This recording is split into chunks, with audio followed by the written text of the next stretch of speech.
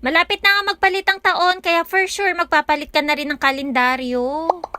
Gamit nga lang ang aking cellphone ay sinubukan ko gumawa ng customized na calendar. A4 na documents yung pinili ko, tapos dapat naka-landscape tong template. And then naglagay lang ako dyan ng square na shape, tapos inadjust ko lang para maging outline. At nag-add na ako ng text box para maglagay ng month at year. Sobrang simple lang ng design nito mga mare at napakadaling ngang gawin. Ito nga yung pinili kong color para sa aking calendar dahil lucky color daw to ng 2024. Anyway, pagtapos nga ng month at year ay maglalagay naman ako ng days of the weeks dito sa baba. Habang naglalagay nga ako ng days of the weeks ay nag-iisip-isip na ako kung paano ako maglalagay ng mga numbers. Dahil nga napakadami nun at dapat magaling ka magtansya kung pantay na. So ayan nga mga mare, inisa-isa ko talaga yung paglagay. Pero may technique naman dyan. Ito nga at nung okay na ako sa pagkakahilera nung una ay kinapi at pinis ko lang yan dito sa pangalawa at sa mga susunod. Tapos syempre pinalit-palitan ko na lang yan ng magkakasunod na number. And then next ko naman na nilagay ay itong name sa baba. So pwede kayo maglagay dyan ng last name o kaya kung ano man design yung gusto Tapos naisip ko nga na maglagay na rin ng picture dito sa may gitna kaya naglagay na ako ng frame. So ayan, tinapos ko yan mga mari hanggang December tapos nag-add pa ako ng isa pang template. Dito nga sa last na template na gagawin ko ay namili ako ng design na aesthetic. Tapos nag-add lang ako dyan ng 3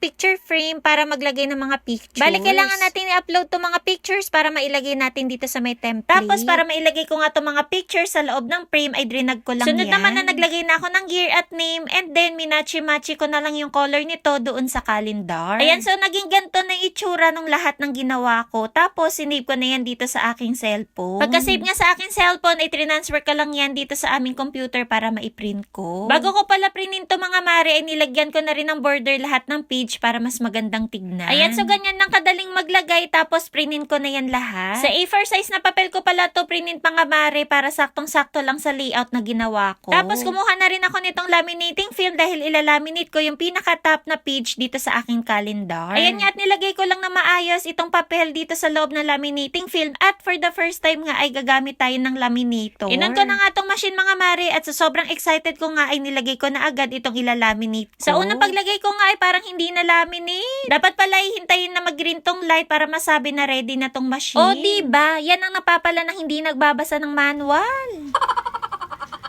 Anyway, enough ko na nga tong machine pagkatapos ko maglaminate. Grabe mga mare, walang halong biro pero napakaganda ng pagkakagawa. Tapos ito pa nga yung mga printin ko at syempre hindi na natin nilalaminate yan. Bali, gumamit din pala ako dito ng spring at kinuha ko nga lang yan sa dati naming calendar. And then sunod ko nga na ginawa ay butasan tong paglalagyan ng spring. So yung ginamit ko nga lang na pangbutas dito ay itong puncher. Tapos importante rin pala na lagyan to ng clip para maayos yung pagkakabutas. At nung okay na nga ay sunod ko nang nilagay itong spring. At kung balak nyo nga rin na gumawa nito ay magtingin-tingin na kayo sa dati nyong kalendaryo para ma-reuse na yung mga kailangan. Tulad nga ng spring at itong panali na ilalagay ko dito sa taas. Anyway mga mare, napakaganda nga nitong pangregalo o kaya giveaways lalo na ngayong magpapalit na ng taon. For sure na matutuwa kahit sino man ang pagbigyan mo. At pwedeng-pwede mo nga itong ipang negosyo dahil in demand to ngayon. O diba? Kayang-kaya natin gawin yan sa bahay. Sana po nakatulong tong video ko sa inyo. Yun lang, ingat lagi.